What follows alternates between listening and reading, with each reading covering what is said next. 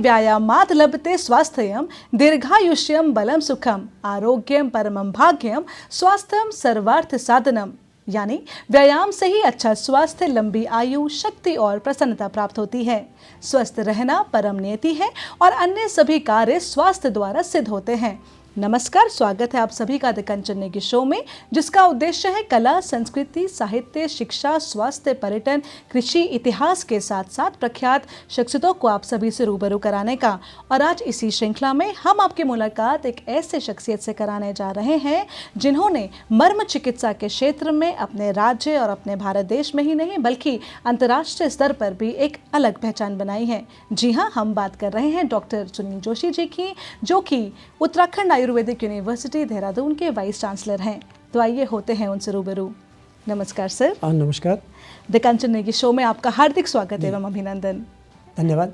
कहते हैं कि जो मर्म चिकित्सा है इसका इतिहास 5000 वर्ष पुराना है, तो हम चाहेंगे कि आप दर्शकों को इसके इतिहास के बारे में थोड़ा बताएं। देखिए, जब हम लोग बात करते हैं आयुर्वेद की, तो आयुर्वेद को ये कहा जाता है कि ये 5 से 10 हज़ार वर्ष पुराना है जी। लेकिन यदि हम मर्म चिकित्सा के इतिहास की बात करें तो मर्म चिकित्सा को हम ये कहते हैं कि बहुत हजारों लाखों साल से पुरानी है। जब से इस मनुष्य जीवन का एक उद्भव पूरी धरा पर हुआ, तब से ये सिस्टम, मर्म चिकित्सा का एक पूरा सिस्टम मनुष्य के शरीर में है और इसको विश्व की सबसे प्राचीनतम चिकित्सा पद्धति के रूप में हम लोग स्वीकार करते हैं। डॉक्टर साहब, मर्म जो शब्द है ये मृण्ड शब्द से उत्पन्न होता है, जिसका अर्थ होता है छिपा हुआ। तो हम चाहते हैं कि आप दर्शकों को इसके बारे में कुछ बताएं। देखिए, मर्म से जो शब्द है एक बहुत महत्वपूर्ण शब्द है। आपने सुना होगा कि जब भी हम कोई भी बात करते हैं तो उसमें मर्माघात की बात करते हैं, मर्म समझने की बात करते हैं। ऐसा रामचरितमानस में कई जगह आया है। जी। तो हम ये समझते हैं कि मर्म का जो शाब्दिक अर्थ है वो तो बहुत गूढ़ है। उसको हम एक तरह वाइटल एनर्जी, उसको एक तरह से बहुत सारी चीज़ें जो महत्वपूर्ण होती हैं शरीर के लिए, उसके संदर्भ में हम लोग इसका ग्रहण करते हैं। लेकिन यदि इसकी चिकित्सकीय परिभाषा की बात करें तो मार्यंती ते मर्माणी, मतलब शरीर के वो स्थान जो प्राण की ऊर्जा का केंद्र होते हैं, लेकिन आघातित होने पर उससे व्यक्ति की मृत्यु भी संभव होती है, इसलिए उसको मर्म कहते हैं। और एक और परिभाषा जो मर्म की कही जाती है, जिसमें कहा जाता है कि मांस, सिरा, स्नायु, अस्थि और संधि, ये सारी की सारी चीज़ें जिस शरीर के जिन स्थानों पर इकट्ठी होती हैं वो स्थान बहुत महत्वपूर्ण होते हैं, प्राण की ऊर्जा का केंद्र होते हैं, तथा उसमें एक तरह से जितने भी हमारे त्रिदोष होते हैं उनकी भी स्थापना होती है और बहुत सारी वाइटल एनर्जी उस पर होती है। तो ये मर्म जो होती है प्राण की ऊर्जा का केंद्र है और हमारे शरीर में लगभग 107 संख्या में होते हैं और पूरे शरीर में एक तरह से डिस्ट्रीब्यूटेड होते हैं। जी डॉक्टर साहब, मर्म चिकित्सा की हम बात ही कर रहे हैं, हम जानना चाहेंगे कि ये खुद को पहचानने जैसा है, तो इसमें अध्यात्म भी आ जाता है और इसमें भावनात्मक और शारीरिक चीज़ें भी आ जाती हैं। तो क्या मतलब ये है क्या, बेसिकली पद्धति क्या है? जब हम स्वास्थ्य की परिभाषा कहते हैं जी, तो शारीरिक, मानसिक और आध्यात्मिक स्वास्थ्य की बात करते हैं। बिल्कुल। तो जब ये हम मर्म के माध्यम से यदि हम शारीरिक, आध्यात्मिक और मानसिक तीनों तरह के स्वास्थ्य की परिकल्पना को सिद्ध कर सकते हैं और अपने शरीर की जितने भी हमारे रोग हैं, जो शारीरिक रोग हैं, जो मानसिक रोग हैं और जो आध्यात्म से संबंधित हमारी चीज़ें हैं, उनको का भी नियमन और या उनको भी हम लोग ठीक कर सकते हैं। एक अपने में एक अत्यंत महत्वपूर्ण चिकित्सा पद्धति है और इसको हम कहते हैं कि ये inherent power of healing in the human being, जो कि एक इनबिल्ट पावर है और इसको कहते हैं बाय डिफ़ॉल्ट हमारे शरीर में उपस्थित होती है। जी डॉक्टर साहब, मर्म चिकित्सा को अंतर्राष्ट्रीय स्तर पर ले जाने का श्रेय आपको जाता है, तो हम पूछना चाहेंगे कि आपने इसकी शुरुआत कहाँ से की और कब की? देखिए, मर्म चिकित्सा का वर्णन यदि हम कहें चिकित्सा के रूप में आयुर्वेद के शास्त्र में कहीं नहीं मिलता जी। लेकिन एक सुश्रुत संहिता का एक ग्रंथ है जो कि हम कहते हैं कि शल्य चिकित्सा का सबसे प्राचीनतम ग्रंथ है और विश्व में महर्षि सुश्रुत को जो शल्य चिकित्सा का जनक माना जाता है। पूरा विश्व इसको मानता है, पूरे विश्व के वैज्ञानिक इसको मानते हैं, चिकित्सक इसको मानते हैं। तो उनके इस सुश्रुत संहिता में एक अध्याय जो कि एनाटॉमी के जो कंसेप्ट के हिसाब से लिखा गया और उसमें लिखा गया कि मनुष्य के शरीर में 107 मर्म बिंदु होते हैं और यदि इन पर आघात होता है तो बहुत सारे कॉम्प्लिकेशंस होते हैं या व्यक्ति की मृत्यु हो सकती है। लेकिन उसका चिकित्सकीय उपयोग क्या है वो हम लोगों को पता नहीं था। लेकिन जब हम लोगों ने इस पर स्टडी की, रिट्रोग्रेड स्टडी की, जैसे बताया कि भाई हमारे गर्दन और सिर के जोड़ पर यदि चोट लगती है तो व्यक्ति का सिर हिलने लगता है, उसको चल मूर्धा कहा है। तो जब भी हम लोगों ने देखा कि ये व्यक्ति के शरीर में कोई ऐसी बीमारी होती है जिसमें कि गर्दन हिलती है, जैसे आपने देखा होगा जिसको आयुर्वेद में हम लोग कंपवात कहते हैं, पार्किंसंस डिजीज कहते हैं, ऐसे रोगियों में हम लोगों ने रिट्रोग्रेड स्टडी की। रिट्रोग्रेड स्टडी का मतलब होता है कि वो लक्षण यदि उपस्थित हो तो हम लोगों ने उस मर्म बिंदु को उपचारित करके देखा और पाया कि इससे बहुत आश्चर्यजनक रूप से लाभ होता है। तो एक हम लोगों को एक रास्ता मिला कि कैसे हम मर्म चिकित्सा में मर्म के माध्यम से जो चिकित्सा की जा सकती है उसको हम मर्म चिकित्सा कहते हैं, जबकि वो चिकित्सा में कहीं इसका उपयोग सामान्य रूप से नहीं मिलता। जब भी हम लोग शल्य चिकित्सा पढ़ते हैं तो उसमें भी हम लोगों को बताया जाता है कि during surgical intervention you have to prevent these murmur points. If you are not taking care of these murmur points, a lot of complications may be there or person may die. तो सिर्फ इतनी information हमारे चिकित्सा के ग्रंथों में थी, लेकिन हम लोगों ने ये सोचा कि यदि किसी चीज़ को के खराब होने से यदि ऐसे ऐसे नुकसान होते हैं तो उनको ठीक करने से उसका फायदा भी होना चाहिए। तो रिट्रोग्रेड स्टडी जब हम लोगों ने की तो आश्चर्यजनक रूप से एक पूरा का पूरा जो मर्म चिकित्सा का विज्ञान हम लोगों के सामने आ पाया। जी, तो डॉक्टर सुनील, किसी पेशेंट को कितना समय लगता है? क्या इसमें कोई पर्टिकुलर टाइम फ्रेम होता है कि इतना समय किसी पेशेंट को लगता ही है रिकवर करने के लिए? देखिए, मैं इसके विषय में बताऊंगा कि ये जैसे जब भी हम बात करते हैं कि प्रकृति के द्वारा दी गई या ईश्वर के द्वारा दी गई चिकित्सा पद्धति है, इसको मनुष्य के द्वारा नहीं बनाया गया है, तो इसके परिणामों को हम किसी भी चिकित्सा पद्धति के परिणामों से तुलना नहीं कर सकते। तो इसके परिणाम तो आश्चर्यजनक रूप से एक सिटिंग में सेकंड्स में भी इसके परिणाम होते हैं। इसको मैं एक मोटे उदाहरण से आपको बताना चाहता हूँ कि यदि इस कमरे में बिल्कुल अंधकार है और ये 40 वर्ष से भी ये कमरा यदि बंद है, लेकिन यदि हम उसी समय यदि लाइट जलाएंगे तो इसका ये मतलब नहीं कि यदि 40 साल पुरानी बीमारी है तो उसको जाने में बहुत ज़्यादा समय लगेगा। जो एक्यूप्रेशर है और एक्यूपंक्चर है उससे कैसे भिन्न है? क्योंकि उसमें भी हम लोग कुछ पॉइंट्स को प्रेशर करते हैं और रिलीफ मिलता है पेशेंट को, तो उससे कैसे ये भिन्न है? मर्म चिकित्सा में 107 मर्म बिंदु होते हैं और महर्षि सुश्रुत ने उसको बिल्कुल सही ढंग से, सटीक ढंग से बताया कि शरीर के किस हिस्से में ये मर्म बिंदु होता है और इसके आघातित होने से, मींस इंजर्ड होने से क्या क्या कॉम्प्लिकेशंस होते हैं। तो डायरेक्ट जो है मर्म के माध्यम से हम क्या है डायरेक्ट टारगेटेड पॉइंट्स को स्टिमुलेट करते हैं और उसका रिस्पांस मल्टीफोल्ड होता है। जैसे हम कहते हैं मांस, सिरा, स्नायु, अस्थि और संधि, ये पांचों के माध्यम से जो स्टिमुलस हम लोग देते हैं तो उसका multifold calculated stimulus from PNS to CNS, जो पेरिफेरल नर्वस सिस्टम है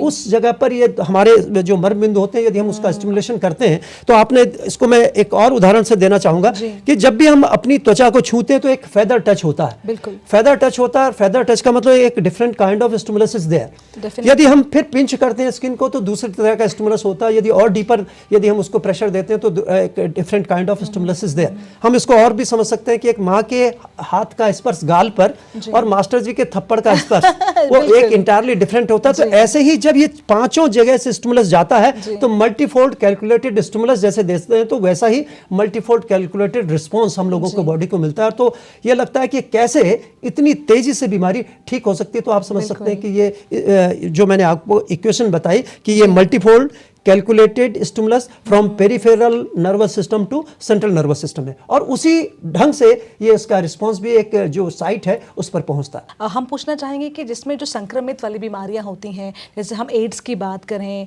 और तो क्या ये बीमारियां भी इससे ठीक हो सकती हैं? देखिए, सामान्य रूप से मैं आप लोगों को बता देना चाहूंगा कि जो कम्युनिकेबल डिजीजेज हैं या नॉन कम्युनिकेबल डिजीज हैं, तो जो कम्युनिकेबल डिजीज है वो तो इन्फेक्शन की वजह से, या जो सर्जरी है कहीं कोई चोट लग गई, कोई फट गया, तो यदि हम मर्म चिकित्सा के माध्यम से उसको ठीक करना चाहेंगे तो नहीं होगा। इसी ढंग से कोई भी इन्फेक्टिव लीजन है, सामान्य रूप से वो इसका उपचार मर्म चिकित्सा के माध्यम से नहीं होता, सीधा उपचार नहीं होता कि उसकी एंटीबैक्टीरियल एक्टिविटी या एंटीवायरल एक्टिविटी आपको दिखाई दे, ऐसा नहीं। लेकिन हमारे शरीर की रोग प्रतिरोधक क्षमता को बढ़ाकर निश्चित रूप से ये इन बीमारियों को खत्म कर सकता है और मर्म चिकित्सा ऐसे ही काम करती है कि हमारे त्रिदोष जो होते हैं, वात, पित्त, कफ, इनका सामंजस्य करती है, हमारी धातुओं का पोषण करती है, हमारे स्रोतस को शुद्ध करती है और हमारे शरीर की जितनी भी साम्यावस्था है, मल जो हमारे हैं, मल हैं, हमारी दोष है, हमारी धातु हैं, उनके मल के का जो है सामंजस्य को स्थापित करती है। तो इससे शरीर की निश्चित रूप से वो हमारी बीमारियों को ठीक करने का कार्य करती हैं। जन्मजात बीमारियां हैं उनमें इसका बहुत अच्छा प्रभाव होता है। जी डॉक्टर साहब, जो आमतौर पर जो कभी कभार जो मेंटली चैलेंज बच्चे होते हैं, देखा जाता है कि वो क्रिएटिव होते हैं, समझते हैं, लेकिन पूर्ण रूप से वो चीज़ों को एज इट इज़ नहीं समझ पाते, तो क्या ये पद्धति उन पे काम कर सकती है टू सर्टेन एक्सटेंट? देखिए, जैसे मैंने कहा कि ये हमारी शारीरिक, मानसिक और आध्यात्मिक तीनों तरह की परेशानी को ठीक करने का एकमात्र उपाय मर्म चिकित्सा होती है। बिल्कुल। ऐसे ही जब हम लोग देखते हैं कि जो बच्चों की जो ग्रहण करने की शक्ति है, और मैं एक मोटा उदाहरण देना चाहूंगा कि भाई एक सेरेब्रल पाल्सी एक बीमारी होती है, जन्म के समय जब बच्चे के मस्तिष्क में ऑक्सीजन नहीं जाती या खून का दौरा नहीं होता, ऐसी स्थिति में बच्चे का दिमाग में कहीं डिजेनरेटिव चेंजेस होते हैं, और उस जो डिजेनरेटिव चेंजेस होते हैं उसकी वजह से शरीर के का भी एक तरह से मोनोप्लेजिया, डायप्लेजिया, ट्राइप्लेजिया, क्वाड्रिप्लेजिया का मतलब है कि उसको पैरालिसिस की स्थिति भी होती है, और बच्चे के मुंह से लार निकलती है, पैर तिरछे रहते हैं, क्रॉस लेग की कंडीशन होती है, बच्चा चल नहीं सकता। और ये हम मान के चलते हैं कि जिंदगी भर बच्चा अपाहिज होता है और अपने माता पिता पर एक तरह से आश्रित होता है। ऐसी स्थिति में सिर्फ और सिर्फ मर्म चिकित्सा के माध्यम से आश्चर्यजनक रूप से परिणाम मिलते हैं, और मैं समझता हूँ कि विद इन 5 डेज हम लोग ये देखते हैं कि ड्रूलिंग खत्म हो जाती है। जो मुंह से गिरने वाली लार है जो बार बार वर्षों तक गिर रही है, और यदि हम लोग उसको मर्म चिकित्सा देते हैं तो लगभग 4 से 5 दिन में उसकी ड्रूलिंग चेक हो जाती है। और जो स्पास्टिसिटी है उसका 1-2 सिटिंग, 1-2 दिन के बाद ही आप देखते हैं कि उसके बच्चे के हाथ और पैरों में जो अकड़ाहट होती है वो ठीक होने लगती है, और जो टिप टो वॉक होता है आप इसमें देखते हैं कि अक्सर जो सेरेब्रल पाल्सी के बच्चे होते हैं वो अपनी टो पे चलते हैं, वो एड़ियों को टेक नहीं सकते और ठीक से चल नहीं सकते, खड़े नहीं हो पाते। तो उनमें भी ये तुरंत परिणाम देने वाली चिकित्सा पद्धति। और मैं बताना चाहूँगा कि हमारे देश में लगभग 5 करोड़ से ज़्यादा बच्चे इस बीमारी से ग्रस्त हैं, और ये कहा जाता है कि जब 100 बच्चे पैदा होते हैं तो 2 से 3% बच्चों को सेरेब्रल पाल्सी की बीमारी होती है। तो डॉक्टर साहब, ये जो थेरेपी है मर्म चिकित्सा, इसमें आप कुछ आपके पास इंस्ट्रूमेंट्स होते हैं उनका इस्तेमाल करते हैं, या हाथों में प्रेशर पॉइंट्स के जरिए ही, तो कैसे आप पेशेंट्स को हील करते हैं? देखिए, सबसे पहले तो मैं आपको बताना चाहूँगा कि मर्म चिकित्सा तब तक नहीं की जा सकती जब तक आप मर्म की लोकेशन को न जानें, सही मर्म की लोकेशन को न जानें। मर्म बिंदु की लोकेशन का आइडेंटिफिकेशन प्रॉपर यदि आप कर लेते हैं तो उसको हाथ की अंगुलियों के सहारे, क्योंकि देखिए मर्म पे ये कहा जाता है कि यदि मर्म पर चोट लगती है तो बहुत सारे घातक परिणाम होते हैं। 5 तरह का इसके परिणाम होते हैं कि एक सद्य प्राण हर मर्म का मतलब होता है इंस्टेंट फेटल। तो कई बार आपने देखा होगा कि जब चोट लगती है तो व्यक्ति की तुरंत बाहर से कोई चोट नहीं दिखाई दे रही, लेकिन सिर पर चोट लगे या किसी ऐसे बिंदु पर चोट लगे तो व्यक्ति की तुरंत मौत हो जाती है या 2-4 दिन में उसकी मृत्यु हो जाती है। तो उसको हम कहते हैं कि इंस्टेंट फेटल जो मर्मा पॉइंट्स हैं तो वो बड़े घातक होते हैं। इसी ढंग से कुछ डिलेड फेटल होते हैं। डिलेड फेटल का मतलब होता है कि कुछ समय के बाद व्यक्ति की मृत्यु हो जाती है।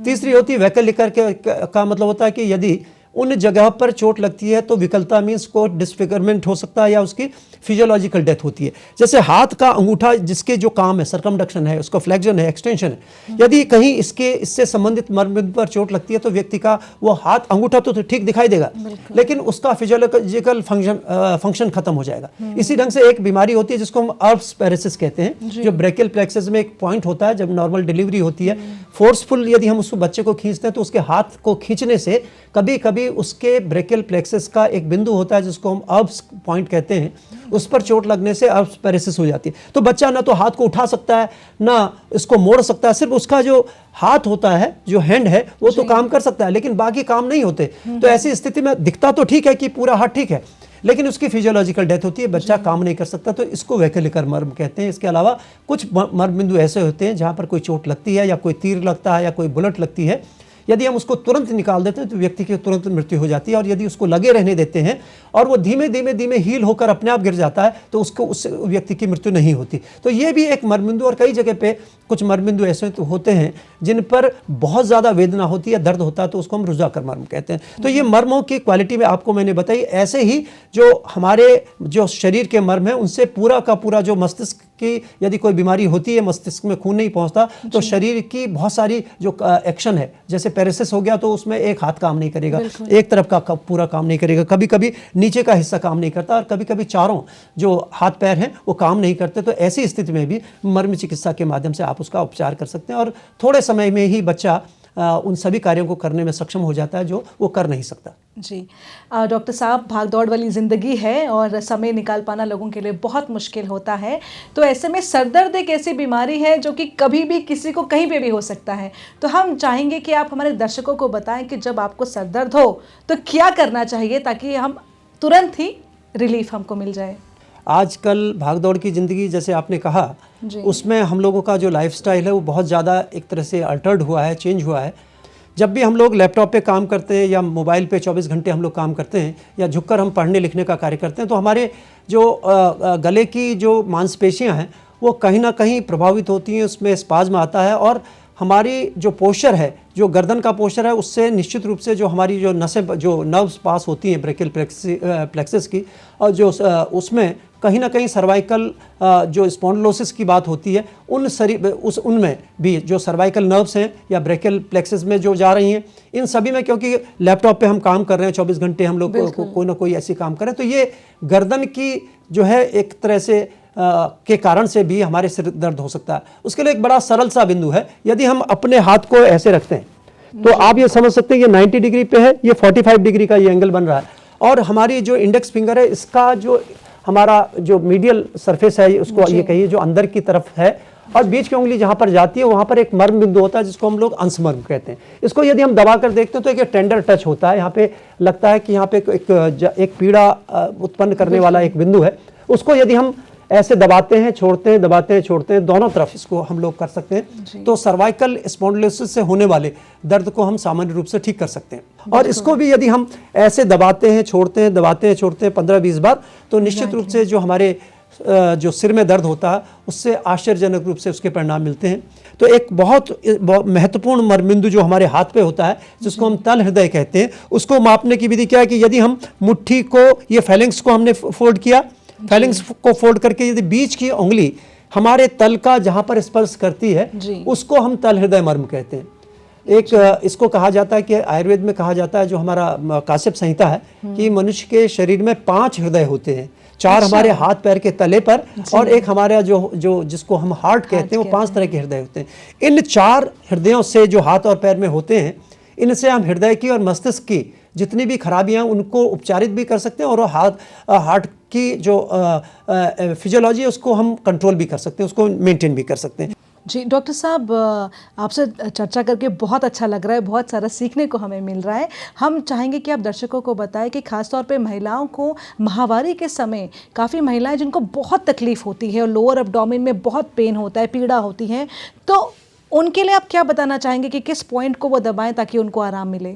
ऐसी स्थिति में बहुत सारी चीज़ें एक बहुत महत्वपूर्ण है कि खाने पीने का किससे लेकर बैठने उठने तक की प्रक्रिया जो अपने में महत्वपूर्ण होती है। जैसे आजकल आपने देखा होगा कि हम लोग चेयर में बैठते हैं, कुर्सी में बैठते हैं, सोफे में बैठते हैं या बेड पे बैठते हैं, नियमित रूप से कभी भी हम लोग उकड़ू नहीं बैठते। तो जब भी हम उकड़ू बैठते हैं, मतलब उकड़ू बैठते हैं, पालथी मार के बैठते हैं, तो जो पेल्विक फ्लोर की एक्सरसाइज होती है वो अपने में बहुत महत्वपूर्ण है। तो पेल्विक फ्लोर की एक्सरसाइज करने के लिए उकड़ू बैठने का अभ्यास नियमित रूप से करना चाहिए। दूसरी चीज़, एक गर्म पानी का, हम हॉट सिड्स बाथ की बात करते हैं कि ये नाभि तक, यदि हम सिड्स बाथ तो हम सिर्फ पेरिनियल पार्ट का करते हैं, लेकिन जब हम नाभि तक यदि गर्म पानी में बैठते हैं तो उससे भी इसमें परिणाम मिलता है। और मैं आपको कुछ मर्म बिंदु बताता हूँ जिसके माध्यम से यदि उसको निरंतर हम लोग करते हैं तो उससे बहुत परिणाम मिलते हैं। ये जो हमारी कोहनी होती है, कोहनी का जो जोड़ होता है, कोहनी के जोड़ से लगभग 4 अंगुल नीचे मिड लाइन पर एक मर्म होता है जिसको हम लोग इंद्रवस्ती मर्म कहते हैं। दोनों हाथों के और पैरों के इंद्रवस्ती मर्म को दबाने से आश्चर्यजनक रूप से परिणाम होते हैं और इसकी वेदना का शमन भी होता है। और मैं समझता हूँ कि यदि निरंतरता से उसको किया जाए तो इन बीमारियों से बचा जा सकता है, ऐसे कष्ट से बचा जा सकता है। डॉक्टर साहब, खासतौर पे महिलाओं में देखा जाता है कि वेरिकोस वेन्स की प्रॉब्लम काफ़ी लोगों को होती है, तो उनके लिए आप क्या कहना चाहेंगे? देखिए, जो वेरिकोज वेन्स की तकलीफ होती है, सामान्य रूप से ये कहा जाता है कि जो हमारी आर्टरीज होती हैं उनमें वॉल्व्स होते हैं और जो हमारी वेन्स होती हैं उसमें वॉल्व्स नहीं होते हैं। तो जो वीनस रिटर्न है वो यदि हम ज़्यादा देर खड़े रहते हैं या उसकी जो ब्लड वेसल्स होती हैं वो थोड़ी सी एक तरह से इलास्टिसिटी उसमें कम हो जाने की वजह से, तो या ब्लड का फ्लो रुक जाने की वजह से उसमें एक डायलेटेशन हो जाती है, तो उसको हम लोग ये कहते हैं कि भाई वेरिकोसिटी होती है और वो पेनफुल कंडीशन होती है। और उसके बाद धीमे धीमे एक बाहर से पूरी की पूरी जो नसें होती हैं, नीली नीली नसें, वो केंचुए की शक्ल में पूरे के पूरी आप जांग में दिखाई देने लगती हैं और उससे काफ़ी कष्टकारी स्थिति होती है। जब भी मर्म चिकित्सा करते हैं तो उससे पहले हम लोग ये उसको सजेस्ट करते हैं कि कलर डॉपलर कराना चाहिए। और यदि अंदर किसी डीप वेन थ्रोम्बोसिस नहीं है या अंदर कोई थ्रोम्बस नहीं है तो ऐसी स्थिति में जो पैर के लोअर एक्सट्रीमिटी के जो मर्म हैं उनको उपचारित करने से तुरंत भी फायदा होता है और लगातार निरंतर करने से ये वेरिकोसिटी भी काफ़ी कम हो जाती है। इसको निरंतरता से करना होता है, लेकिन थोड़े से उपाय और भी करने होते हैं कि जैसे सोते समय पैरों को एलिवेट करना है, कुछ उसमें एक तरह से कुशन या पिलो रखे, हाँ, उसको रात को सोते समय निश्चित रूप से ऊपर रखना, ज़्यादा देर नहीं खड़ा होना है। तो ये कुछ निश्चित रूप से कुछ सुरक्षा के उपाय करने होते हैं। और साथ में जो पैर के जो 2-3 मर्म बिंदु हैं वो अत्यंत महत्वपूर्ण है, जिसमें गुल्फ मर्म, इंद्रवस्ती मर्म को यदि हम लोग दबाते हैं, क्षिप्र मर्म को दबाते हैं, तो दर्द में भी फ़ायदा होता है और वेरिकोसिटी में भी फ़ायदा होता है। डॉक्टर साहब, और जो टेल बोन का दर्द है वो भी काफ़ी बुजुर्गों में दिखने को मिलता है, तो उसके लिए आप क्या कहना चाहेंगे? जो टेल बोन या कॉसिक्स जिसको हम लोग कहते हैं, उसमें जो दर्द होता है सामान्य रूप से माना जाता है कि वो चोट की वजह से होता है। और जब भी हम लोग कभी बैठते हैं, किसी हार्ड सरफेस पे बैठते हैं या कोई झटके लगने से उसमें दर्द हो सकता है। और छोटी बोन्स, क्योंकि एक कलेक्शन है 5 हड्डियों का, एक तरह से यूनाइटेड कलेक्शन होता है, उसमें चोट लगने से कभी कभी फ्रैक्चर हो जाता है। और ये कहा जाता है कि इसमें हीलिंग प्रॉपर नहीं होती, क्योंकि इसमें ब्लड सर्कुलेशन कम होता है। ऐसी स्थिति में सबसे पहले तो आपको ये जानना चाहिए कि इसमें आप यदि किसी हार्ड सरफेस पे बैठेंगे तो दर्द होगा, इसलिए उसमें निश्चित रूप से कोई एयर कुशन का यूज़ करना चाहिए, जिससे कि वो स्थान ज़मीन से टच ना हो सके। सबसे पहली चीज़ वो है। इसी ढंग से जो हम हॉट सिड्स बात लेते हैं, गर्म पानी के टब पर बैठते हैं, वो भी अपने में एक सिकाई जिसको कहते हैं बहुत महत्वपूर्ण होती है, जिससे कि वो दर्द को कम किया जा सकता है और वहाँ की स्थानीय जो सूजन है उसको भी कम किया जा सकता है। तीसरा एक मर्म बिंदु होता है, जैसे मैंने अभी आपको पेरिनियल पेन के विषय में बताया कि गुल्फ मर्म पैर का होता है। उस गुल्फ मर्म को यदि हम लोग स्टिमुलेट करते हैं तो पेन से तो निश्चित रूप से फ़ायदा होता है, लेकिन ये थोड़ा लंबा प्रोसेस है और लगातार कुछ महीनों तक आपको इसके विषय में सचेत होकर एक एयर कुशन का यूज़ करना चाहिए और मर्म चिकित्सा का नियमित रूप से प्रयोग करना चाहिए। इससे कॉक्सीडायनिया जिसको हम लोग कहते हैं उसमें फ़ायदा होता है। डॉक्टर साहब, मैं तो ये पूछना चाहूँगी आपसे कि आप जनता को बताएं कि उम्र बढ़ती है तो चेहरे में झुर्रियाँ भी आती हैं, शारीरिक बदलाव होता है, तो ऐसा कुछ उपाय बता दीजिए कि बोटॉक्स ना करवाना पड़े। यदि हम अपनी वैदिक चिकित्सा पद्धति का बात करते हैं, अपने खान पान पे बात करते हैं, ऋतु के अनुकूल खाते हैं, ऋतुभुक मितभुक की बात है, ऋतु के अनुकूल और जो हमारे शरीर के अनुकूल है, हमारी प्रकृति के अनुकूल है, उसका सेवन करते हैं या कम मात्रा में भोजन करते हैं, तो हम अपने शरीर को स्वस्थ रख सकते हैं। जितना कम भोजन करेंगे, कम भोजन का मतलब ये नहीं कि शरीर को बहुत कम खाना, बहुत ज़्यादा जब खाने की बात होती है तो वो भी शरीर का हमारा निश्चित रूप से एक तरह से हमारी जो डिके है उसको बढ़ाती है। तो ये तो ज़रूरी है ही। साथ में जैसे अभी आपने व्यायाम की व्याख्या की कि जो आयास जननम कर्मम व्यायाम को हमने कहा कि जिससे शरीर में श्रम की उत्पत्ति होती है, थकावट उत्पत्ति होती है, उसको हम व्यायाम कहते हैं। और व्यायाम कितना करना चाहिए इसके लिए भी हमारे उसमें लिखा है कि जब हम ये कहते हैं कि जितना हमारा शरीर का बल है, बलस्य अर्धम, जो जितना शरीर का बल है उसका आधा व्यायाम में करना चाहिए। अत्यधिक मात्रा में व्यायाम भी शरीर का क्षय करता है, बुढ़ापे को लाता है, इसलिए व्यायाम को भी मात्रावत करना चाहिए। इसलिए जो बल का आधा है उसको व्यायाम करना चाहिए।